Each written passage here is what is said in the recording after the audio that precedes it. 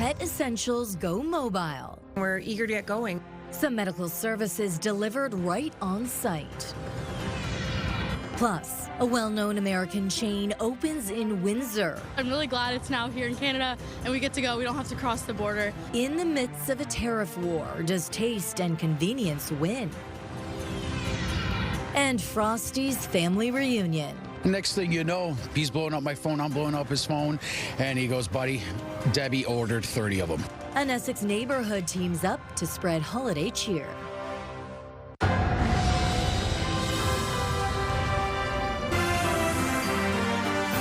CTV News with Stefanie Masotti. Good evening and thank you for joining us. The Windsor-Essex County Humane Society and the city's Community Housing Agency are launching a new mobile veterinary program aimed at helping vulnerable families keep their pets healthy. CTV's Chris Campbell joining us live in the newsroom with more on this tonight. Chris. Yes, Stefanie, this pilot program comes a year after a deadly parvo outbreak in the Glengarry area that claimed the lives of several dogs. The Humane Society says that outbreak highlighted how many families face barriers to basic vet care. Now they will be bringing veterinary services directly to their doorsteps. This is a great first step in how we can target communities, the most vulnerable communities that need that assistance. The Windsor-Essex County Humane Society, in partnership with the Windsor-Essex Community Housing Corporation, has launched a new mobile veterinarian program, bringing pet care directly to the community. The goal, to break down barriers and improve access to care. We're eager to get going. We're excited. We want to get as many residents and their furry friends available and get the treatment, preventative or otherwise, that dogs and cats could receive now. The pilot launching for CHC neighborhoods Monday at Glengarry, the same community hit hard by the 2024 parvo outbreak that killed 18 dogs. Residents will be able to access free wellness checks, vaccines, parasite control, and other basic services right on site. We're following up this year with that same population to make sure that their vaccine boosters are done and to make sure that those dogs are protected, as well as address other infectious diseases that can be prevented with vaccination in cats as well. We're really excited about this, and as Lynette was saying, we see this as a long-term partnership that we hope to provide in years to come. Service dates and neighborhood schedules are expected to be released in the coming weeks. Partners believe the program will improve animal health, reduce shelter surrenders in some of the region's most vulnerable communities. The statistics are 90% of young unvaccinated dogs will not survive a parvo virus infection. So this will help to prevent diseases like that in the future that can be easily prevented by vaccines, and identifying early on if there's some concerns and giving some education too for how people can properly set up a relationship with a veterinarian, how they can access affordable care and provide their pet the best chance at a long and healthy life. The Humane Society says if the pilot proves effective, it hopes to expand the program. There are currently 12 mobile vet clinics scheduled across the city and Essex County throughout 2026. Stefanie? Okay, taking care of our loved ones. Chris Campbell with our top story tonight. Thank you, Chris. In other news, a person remains in hospital in critical condition after an early morning fire in the 3100 block of Meadowbrook Lane. Fire officials say the blaze began when the individual was outside smoking while using medical oxygen. The flames quickly spread to the person's wheelchair, but the fire itself remained outside of the home and did not damage the structure. Emergency crews were able to contain the fire to the wheelchair, but the victim suffered severe injuries. Investigators are reminding the public that smoking while using oxygen poses a significant fire risk and can lead to life-threatening situations in merely seconds.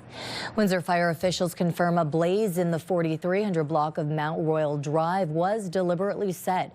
The fire broke out around 7:45 p.m. yesterday in what investigators say appears to have been a vacant home.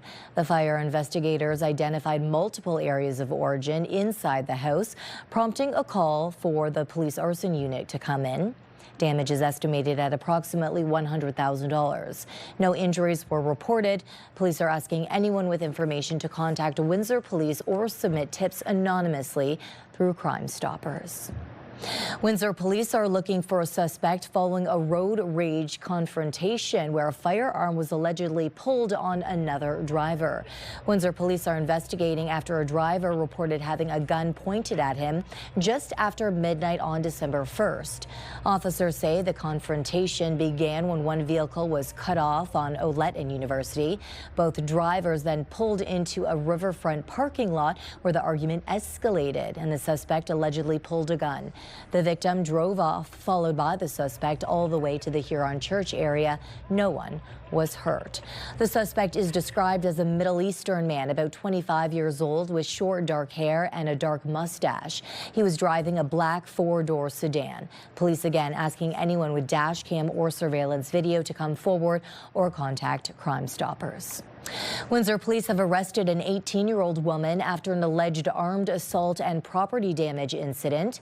Maya Rose LaBelle Hansor faces several charges, including assault with a weapon and administering a noxious substance. A 16-year-old girl was also arrested. Police say the pair twice targeted a Lewis Avenue home using bear spray, a BB gun, and a knife. No injuries were reported. Now, it's been busier than usual at Devonshire Mall today. A steady stream of residents dropping off donations for Cans for a Cause. The drive collecting food and monetary donations to help restock St. Vincent de Paul's shelves for the year ahead. That's where we find our Travis Fortnum tonight. And Travis, how busy is it looking over there this hour? Just like you said, Stephanie, it has been much busier than you would expect at the mall. Even for Christmas time, there's all sorts of people coming out here to do their Christmas shopping and make a donation at the same time. Kill two birds with one stone. Like you said, we're raising funds. We're raising non-perishable food items for the Society of St. Vincent de Paul. You could not be easier. As you can see, we are obviously outside right now. That is because there is a tent set up here in the park. You don't even need to get out of your car. Pull right on up here to this tent. Someone's doing it right now, actually, and you just drop off your cans. You could drop off your cash donation that way. We had a goal coming in today of $50,000. We're going to check inside on where we're at with that. If you don't want to come out to the mall, which I would recommend, the vibes are great, you can call 519-966-CANS. That's 519-966-2267. You can make a donation that way. We're happy to help you out with that. It's going to be easy for everybody, and it goes to a great cause. We all know that the need is great this year, greater than some of the most recent years we've had. Every donation, every food item goes to help the Society of St. Vincent de Paul with all the great programming they do, trying to make things a little easier for people this time of year. Like I said, Stephanie, we'll be checking in a couple times throughout the show. We'll send it back to you for now. Okay, thank you, Travis. Please stay bundled. Obviously, it's extremely cold out there. Let's now head to CTV meteorologist Gary Archibald with our first look at the weather tonight. Gary. Oh, I'm sure he can take it. Extra layers, good idea. Wind chill values into the minus teens late tonight in through the overnight tomorrow morning. Could feel like about minus 13 to minus 15 just after daybreak. We are still in the midst of a good cold air push from the northwest. Lake effect snow inundated the entire Great Lakes region over the last 3-4 days, steadily increasing the likelihood with this push of northwesterlies, snow, and lake effect snow over Lake Huron, maybe even Lake St. Clair. I'll break down what you need to know as we look ahead to a colder than seasonal weekend that's coming up. Ontario MPPs are heading home early for the holidays. The legislature started its winter break yesterday. They won't be back until mid-March.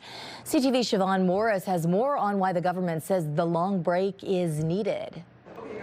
There's no holly, but the halls of Queen's Park are very much decked for the holidays. On this last day of this abbreviated session, the same steady drumbeat that has pounded the last 7 weeks. The minister hand-picked conservative insiders to receive government funds. The Labour minister hammered daily, called on to resign over the Skills Development Fund. Every dollar goes to training. It's in the guidelines of the publicly accessible funds. With question period over for the year, Merry Christmas.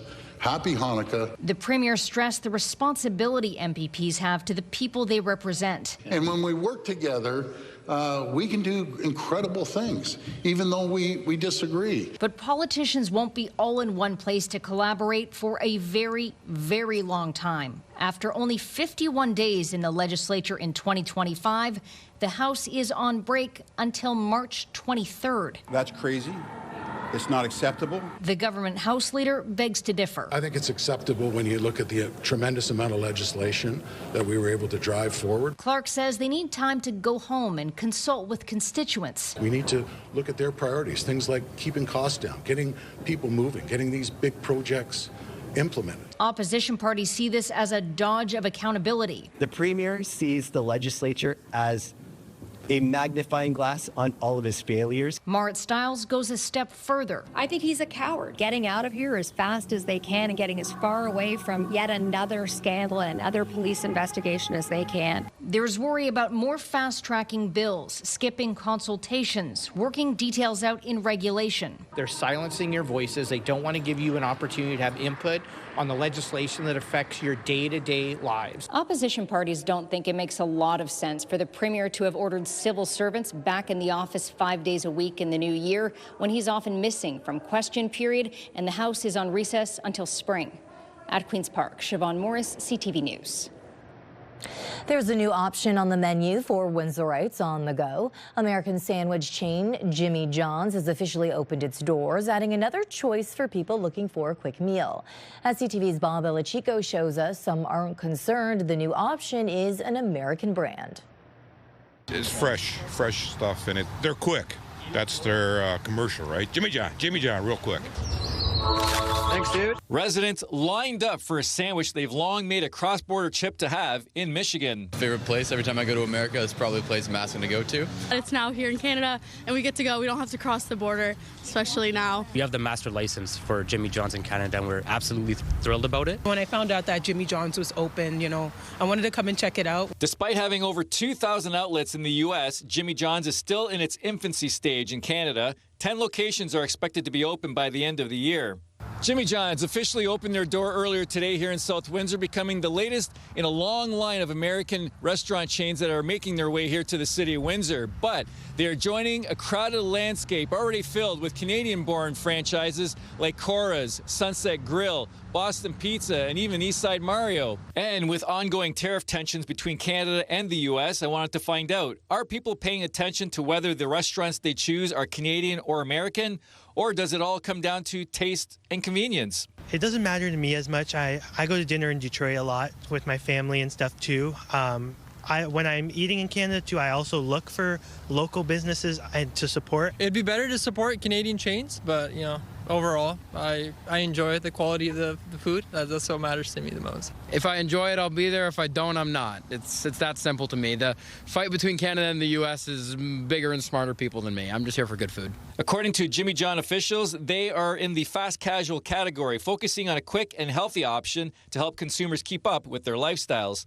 You get your food fast, but it's healthy, right? So, and the ambience is good. The more options that are available and the way that the market is changing is allowing more people to meet those health goals when they're out and about. Bob Belichico, CTV News. Here's our question of the day. Do you eat out more than once a week? Go to our website to cast your vote, ctvnewswindsor.ca.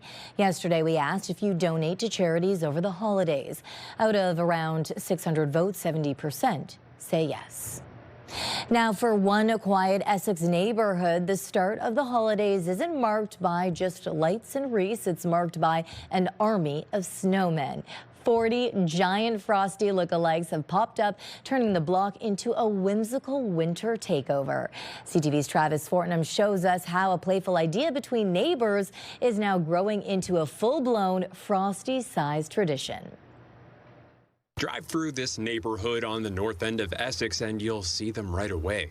Identical 12-foot snowmen lined up across more than 40 front lawns. We're just going around town looking for lights, and we came into the neighborhood and we happened to notice all these similar snowmen everywhere, and it was just the coolest thing. The kids were just roaring laughing. This was no accident. What's become a subdivision-wide theme started as a quick convo between neighbors. Next thing you know, he's blowing up my phone, I'm blowing up his phone, and he goes, buddy, Debbie ordered 30 of them. From there, the snowman army spread house by house, quickly turning into something neighbors hope becomes an annual tradition. We know by the third, fourth year, it's going to boom, right? But right now, we got over 40 snowmen, 12 foot tall. Residents here say the appeal is simple, something cheerful for the kids and a moment of fun for anyone driving by. The neighborhood loves it, the kids love it, and that's what matters the most. And for Troy Labadie, that joy matters even more this time of year. What I want is just some Christmas spirit, some joy, some smiles, and a lot of people are going through a lot of hardship, and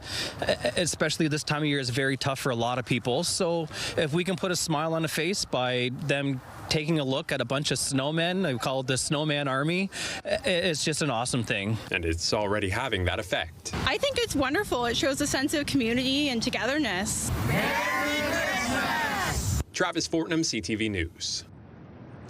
Do you have an idea for a great story like this one? Please share it with us. Drop us a text at 10400. You can also send photos and video. Newly released photos from the Epstein estate still ahead on Windsor's news leader. Fresh questions surrounding Trump, Clinton, and former Prince Andrew. Later, the floor crossing fallout as Parliament approaches a power shift. And Monday, it's a bird watchers showdown at Point Pelee. Volunteers will race to spot and count as many birds as they can in North America's longest running citizen science program. That's Monday at 6 on CTV News.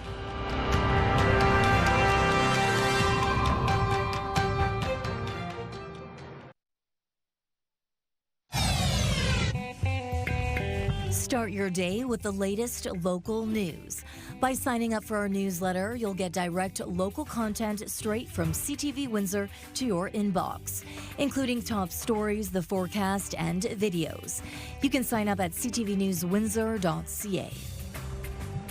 New images from the estate of the late Jeffrey Epstein have been released showing the convicted sex offender with several powerful men, including U.S. President Donald Trump and former President Bill Clinton. CTV's John Vanavalley-Rao reports. 19 pictures were selected and released by Democratic lawmakers. Images showing Epstein with entrepreneur Richard Branson and film director Woody Allen.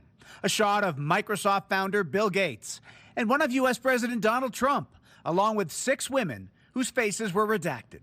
These photos were in the possession of the Epstein estate, and so that includes pictures that maybe were sent to Epstein, perhaps he took himself. There's a photo of Epstein and co-conspirator Ghislaine Maxwell standing with former President Bill Clinton, Epstein posing with former Trump advisor Steve Bannon, and images of sex toys. The Democrats say the House Oversight Committee received 95,000 images from the Epstein estate, and they're going through them. I think anything that we release is significant. I think people should be able to make judgments on their own as to what they see in these photos.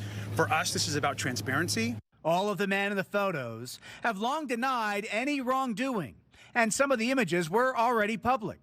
None of them show underage girls or indicate any criminality. When or where they were taken is not disclosed, but they do raise more questions about Epstein's connection to the rich and powerful.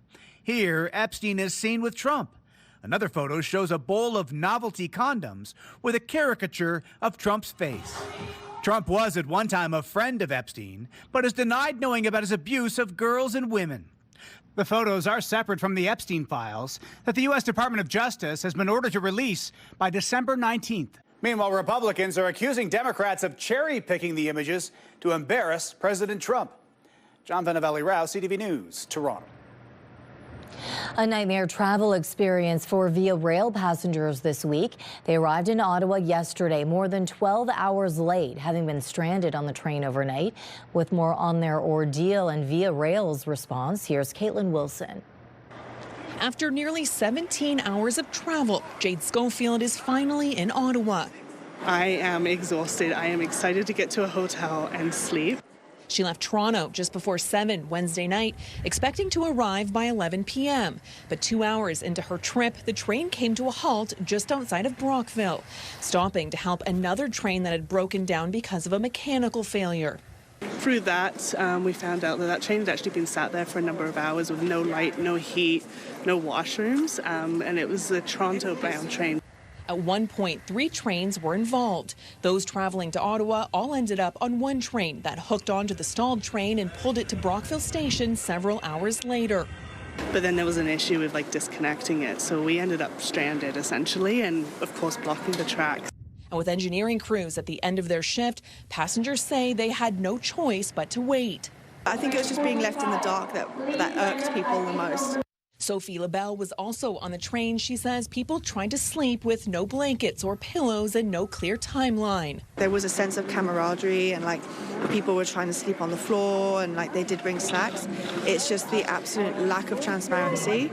By morning, with no available buses, passengers were told to find their own transportation, but then Via Rail managed to get them on a regularly scheduled train, arriving in Ottawa at noon. Via Rail wants to offer our deepest apologies for these events. This is definitely not the level of service that our passengers expect from us, and it's absolutely not the level of service that we want to offer. Via Rail is offering a full refund along with a travel credit towards a future trip. Even though I've lost a hotel night, I've lost a day's work, so I don't know if it really, from a financial perspective, weighs it out. Caitlin Wilson, CTV News. Lots of reaction today after a Conservative MP crossed the floor to join the Liberal Party, now on the brink of a majority government. A blow to the opposition and leader Pierre Poilievre ahead of next month's leadership review. CTV's Judy Trin is following the latest reaction in Ottawa. To our newest member of the Liberal Party, Michael Ma. Plans for Michael Ma's defection were completed just a few hours before the Prime Minister announced it. Sources say the stealthy move was initiated by Natural Resources Minister Tim Hodgson, who represents a neighbouring riding. Wow, such a big welcome. Few saw it coming. Ma was dancing at the Conservative Christmas party a day earlier. He even posed with Pierre Poilievre for photos. On X, his secret Santa, Conservative MP Kurt Holman, says he gave Ma an Amazon Fire Stick and wants it back. Poilievre says Ma is letting down the people who elected him to fight for an affordable future and will have to answer to them. Ma was elected this past April in Markham Unionville. In the riding, nearly 60% of residents are from China or South Asia. Regional Councillor Joe Lee campaigned for Ma. He says many constituents support Carney's recent moves to improve relations with China and India. By and large, they think the Prime Minister make a good move. This follows Chris d'Entremont's floor crossing in November. The Carney government is now at 171 seats, just one away from a majority, and are open to courting others. They realize, like we do, that we're in a trade war and that serious solutions are required. And they are required every day to go through this charade of obstruction. That is a soul-destroying experience for many Conservative members of Parliament. In the new year, there could be as many as 4 by-elections, and they're not all safe Liberal seats. As for Pierre Poilievre, he'll have to answer questions about the defections when his leadership comes up for review in January. Judy Trin, CTV News, Ottawa. Let's go back to Devonshire Mall now, where Travis Fortnum is at Cans for a Cause. And Travis, I understand there is a big check presentation happening right now. That's right. We are inside now, but the goal is still the same. We are still raising funds and collecting non-perishable food donations for the Society of St. Vincent de Paul. And yes, we have a very exciting donation right now, and I'll let the man himself tell you what it's all about. Here we go. Travis, thank you so much. On behalf of myself, our brokerage, Bob Pedler Real Estate, and a number of our partners in real estate, mortgages, and construction in Windsor and Essex County, we are proud to present the Society of St. Vincent de Paul for $12,500 to help the cause. Thank you so much, Bernie. Awesome. Good to see you again. Huge. And yes, Bernie with the Society of St. Vincent de Paul, what does this mean for the work that you guys do? It's so important because this allows us to go out and buy the things that we run out of during the year, and so the cash is king. And I've been involved with Cans for a Cause go back when I had dark hair. A couple years ago. Yeah.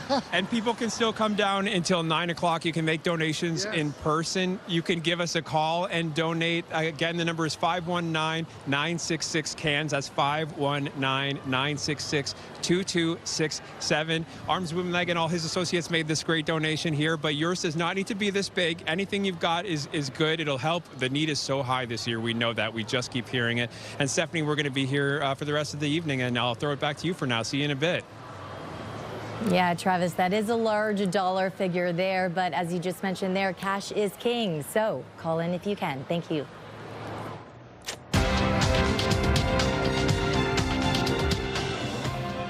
Canada's main stock index was weighed down by losses in the technology and base metal sectors.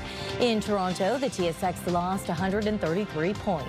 In New York, the Dow fell 246. The Nasdaq dropped 399. The Canadian dollar is up a modest 0.03 cents. On commodity markets, gold gained more than $15 an ounce and oil lost 16 cents a barrel. Heart-stopping moments. Later, terrifying video from Australia where a skydiver's parachute gets snagged on a plane 15,000 feet up. Let's look at our CTV News weather snapshot thanks to Irene Notes for this lovely scenic image. Just ahead, will wind chill values be in the minus teens into the weekend and perhaps beyond? We'll find out next on CTV News Windsor.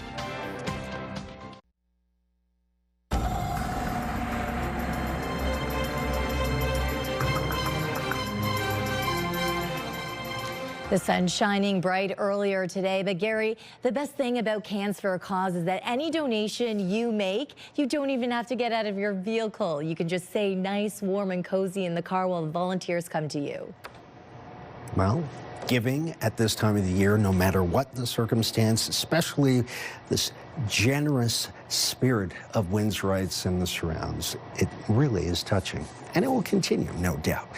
I agree. It's cold out there. Chilly tonight and tomorrow. The winds increasing. Reached a high of minus 1.2 today. 2.4 degrees Celsius is our average high. And it was a chilly start, too. Close to about minus 6 this morning pre-dawn. Air quality, not much of a concern for the last week. Almost week and a half. It's low on the scale, and that's good news. However, the wind gusts right now in the 35 to 40K range, could be near 45 to 50 in parts of extreme southwestern Ontario. And as you see that part of the great province of Ontario, it's holding at minus 3 at the airport. So too in Chatham-Kent. That's 27 degrees Fahrenheit. Minus 8 is the story across the region. That's the wind chill value, what it feels like. So, extra layers for tonight and tomorrow. And speaking of it being cold, it's all relative, isn't it? Minus 25 in Regina, minus 23 in Winnipeg. The wind chill values are in the low minus 30s right now. It's plus 8, though, in Vancouver, and Halifax is close to about 4 degrees on the other coast. Our beautiful country's 90% of it at the freezing mark or below. And technically, we're still in the fall season. This area of low pressure, and with the polar jet stream sliding further south, that cold air is entrapped right in this region where it counts for us. And winds intensifying through the overnight, as mentioned, will mean streams of lake effect snow, especially across Lake Huron. Those westerlies will switch to northwesterlies, which means snow in and around the city of London, towards Strathroy, getting upwards about 4 to 5 centimeters. If you have travel plans further north and east of there, 10 to 15 centimeters this weekend is possible. Partly cloudy tonight at 8 o'clock, minus 7, feels like minus 12. The winds between 10 and 15 kilometers At the surface out of the southwest, by midnight, -6 or 7 feels like about -13, -14. Take a look at our 7-day forecast, courtesy of Intercare, -5 tomorrow in the afternoon, and it looks like flurries will be in the morning. The winds out of the west sustained at 30 with gusts to 50. Colder still Sunday, -6 and sunny, cloudy. Flurries Monday, cloudy Tuesday. A mix for Wednesday, and then rain and milder Thursday. A week from now, we could be close to about +6. It won't last very long. The weekend is a chilly one. Lifetime, brought to you by Safeguard Medical Alert Systems.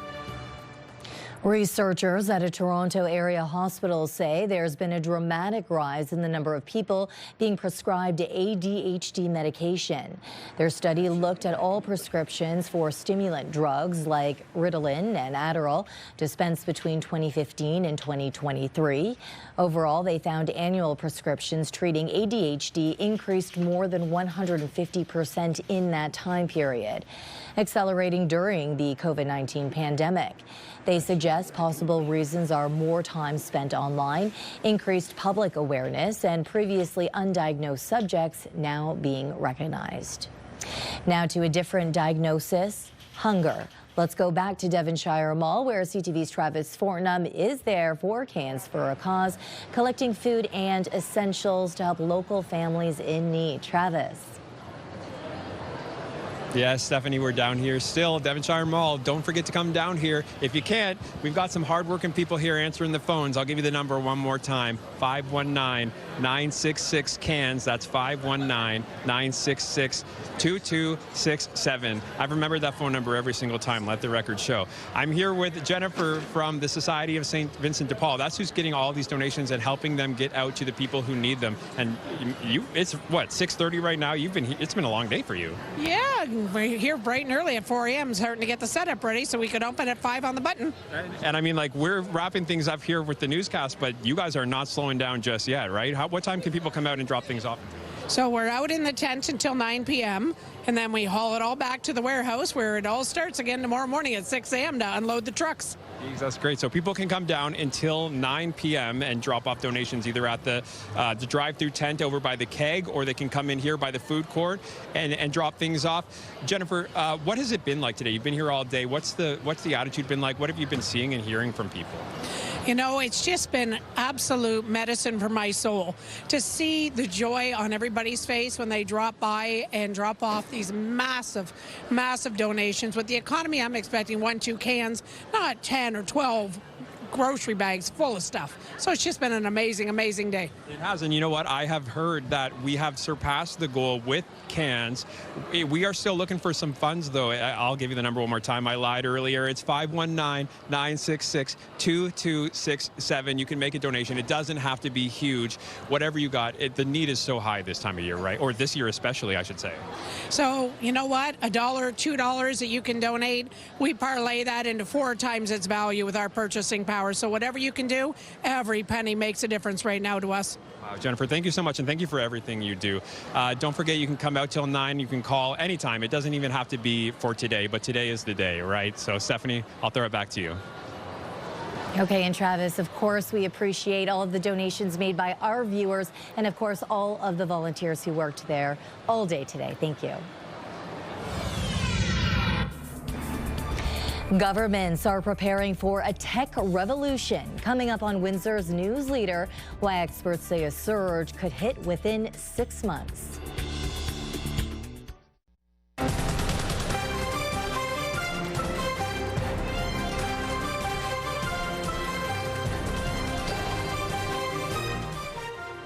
A Canadian biathlete is making waves on the international stage, not just for her racing, but for pushing the sport to be more inclusive. CTV's Annie Bergeron Oliver has her story.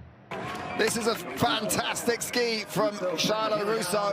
Whenever Shiloh Russo puts on her Team Canada gear, look at the lead that she has. A wave of immense pride sweeps over her. It becomes more than just about you. I feel like I'm representing my hometown and all the people who have supported me along the way. This year, Russo came up with a way to share that love as she races for a spot on the Olympic team. A custom-made pistol grip with a rainbow flag to support the LGBTQ community. I want it to not only feel empowered myself, but bring visibility to the world stage and have others feel seen and feel safe to express who they are as well. But initially, that sense of safety was violated. During a routine equipment check last weekend, race organizers at a World Cup event told her the flag went against their ad policy on political statements. They said, in order to race, you need to cover up this symbol. Biathlon Canada says Russo almost missed the race. Didn't seem like this is a political statement at all. It's an expression of Shiloh's identity, and it seemed like an overreach by the local officials. Biathlon Canada and Russo asked for a review.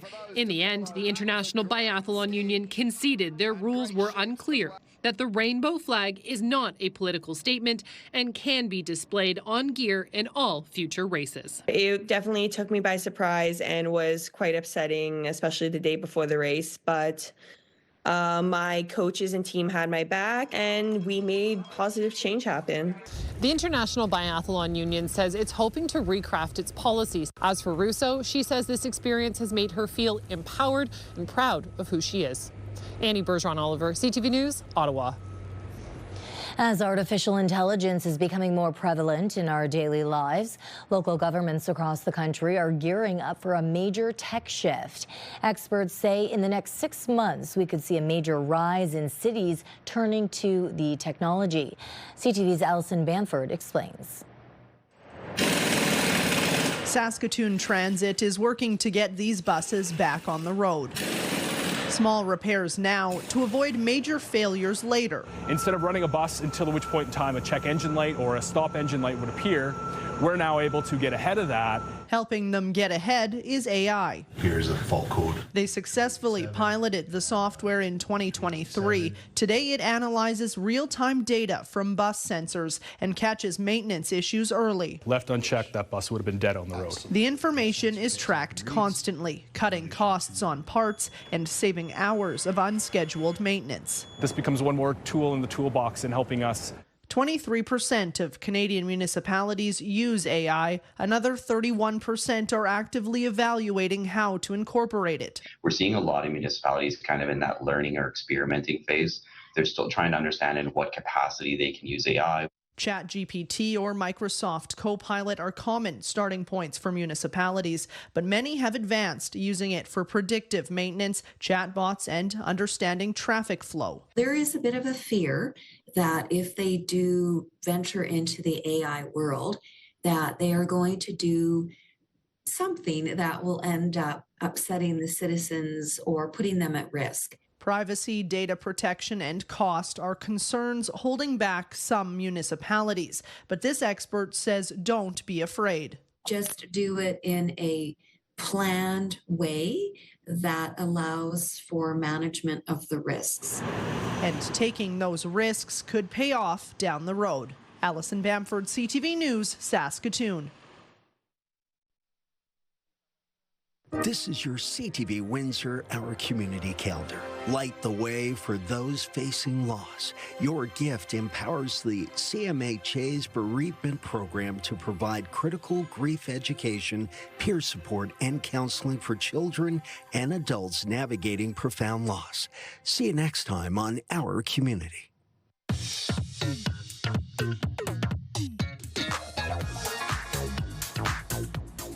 It's time to check in on what's happening now with Melanie Kentner. And Melanie, jumping out of a plane with a parachute, of course, is already an activity built for clearly thrill seekers. But you've got a story for us about the moment when it went from an adrenaline-pumping adventure to a truly heart-stopping, terrifying rush. That's right, Stephanie. So this happened in Australia. But before you watch the video, I want you to know that everyone survived and no one was seriously hurt. So take a look. The skydiver, thousands of meters in the air, was pulled out of the plane when the reserve chute opened by accident, leaving them caught dangling in the air on the wing of the plane. In slow motion, you can see how the skydiver was flung backward, knocking another jumper with the parachute into free fall. What happens next is partly why Australian authorities released this video. Although not mandatory at the time of the accident, the parachutists had a hook knife attached to their chest strap. The video then shows the skydiver using that hook knife to tear through the parachute lines, cutting enough to free themselves from the plane. And once clear, they safely deployed their main parachute. This investigation is also a reminder for pilots conducting parachute operations of the importance of wearing an emergency parachute. So what happened is a handle got snagged on the wing flap of that plane, activating the reserve chute. Now the plane's tail was also damaged by the incident, though the pilot managed to land it safely. This is incredible video. I love the fact that it's being used for educational purposes right now. I'm sure everything happened very quickly. I did tandem skydive once before. I knew nothing about what I was doing. I just flew over. But something like that, yeah, it can be very, very, very dangerous, and thankfully that's the reason why they have two parachutes. Yeah, some quick thinking for sure. It got everybody out safely, so thank goodness. Okay, and we also have a story closer to home, Melanie, about an unusual traffic stop in Chatham. That's right. So it's not every day Chatham-Kent police have to look in the bushes for a runaway driver. Police say when they pulled over a vehicle on Wellington Street West, the driver took off and they found him hiding in some shrubs nearby. Officers say it turns out he was driving while suspended, so he was arrested and charged. You can find more cop stories online. And in our social spotlight, some great news for fans of yodeling.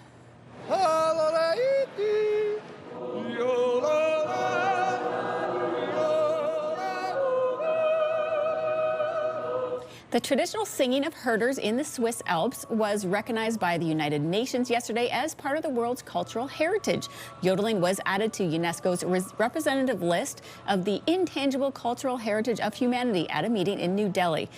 It alternates between chest and head voice and usually consists of melodies without lyrics. So, Stephanie, I don't know. I think you and I should give it a try. Okay, we have to do a full out, so we got to use the arm movement here. Yes, that's right. Ready? Okay, ready? Ooh. I don't think we're going to be winning any yodeling competitions anytime soon. Ooh, I don't think so either. But if any of our viewers at home want to take photos and videos, videos of themselves yodeling, and they want to send it to you, how can they do it? That would be great. Well, they can email us at newsnow@bellmedia.ca or text it to 10400. Send in those videos. Okay, thanks, Mel. Forget chopping and hauling when we return. Why some families are now renting real Christmas trees. Okay, cold out there. Very cold, wind chill values in the minus teens, Stephanie, and I think tomorrow morning will be windy with some flurries coming our way, a high of -5. In the afternoon, we'll actually reach about -3 somewhere between 7 and 8 a.m. It's just some warmer air moving in earlier than normal. Cloudy and still cold on Sunday, and then some flurries and in and out of cloudiness and maybe even some rain, snow. By the way, Wednesday, Thursday of next week, we could be at +5 both days. A lot of snow and ice melt, only to see things in a freeze by the end of the week. Okay, thank you, Gary. We're going to leave our viewers talking about Christmas trees tonight. They are synonymous with the holiday season. For many, a real Christmas tree can be a bit of a hassle. But as CTV's Brendan Purdy shows us, there's an alternative option, renting a tree, an idea that is growing. From a humble beginning, Mike Farlinger has dragged his passion project into a reality. How many trees did you guys rent out your first year of renting trees? I think like 10. The idea, to give people a sustainable option for a Christmas tree, was simple. Instead of getting a Christmas tree every year and basically throwing it out or getting a plastic tree, we thought, you know, we could really rent these throughout their life cycle. What started as a Christmas tree rental service on Facebook Marketplace has now sprouted into a tradition for hundreds of families around Edmonton. A visit to Farlinger Farms to pick out their temporary Christmas tree. It's like an adventure for them, right? So that's fun to see kids out there having an adventure and not sitting inside playing video games. Part of the adventure, selecting the same tree year after year, from little more than a sapling to a 7-footer. It's kind of cool, and like a lot of people, they like to have the same tree if they can. Once they hit about 7 to 9 feet tall, the trees outgrow the rental cycle. That's when some families extend a branch to make their yard the tree's forever home. They get it for the Christmas season, keep it in their yard, and then they plant it. So, you know, we've got people that are coming back for they get a tree, they plant it, and then they come back for another tree. Like the trees, the Farlinger's rental service has continued to grow year over year, something that could be spurred on with the city recently chopping their curbside tree pickup. For those first-time tree renters, there's no shortage of evergreen options. There's a lot of them to pick from, about 7,000. The Farlingers providing a temporary option to help make the holidays a little more festive. Brendan Purdy, CTV News, Edmonton. I always like the idea of more options. So whatever you want, you can even switch it up year after year. That's a good green Christmas idea, the renewal. I'm liking the idea of making it part of your home later on. That was our Christmas exactly. Tree Planting it in your front yard later on. Very smart. When it hits that 7-foot mark. Yeah, it's great. I wonder if that's a Canadian first. Like, we're the first ones to do that? I don't know. But maybe we should see if I it can wouldn't be surprised. work out here. On behalf of our dedicated team here at CTV News Windsor, thank you for watching. For updates throughout the evening, go to ctvnewswindsor.ca. Of course, Sanjay and Gary will be back with your only late local newscast tonight at 11. See you then.